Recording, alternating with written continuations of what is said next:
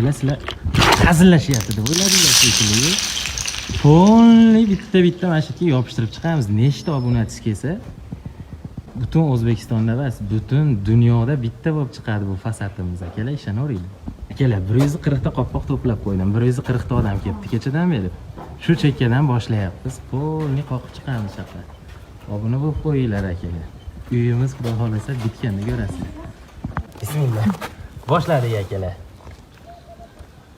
Turursin. O'zim tezlashtiraman.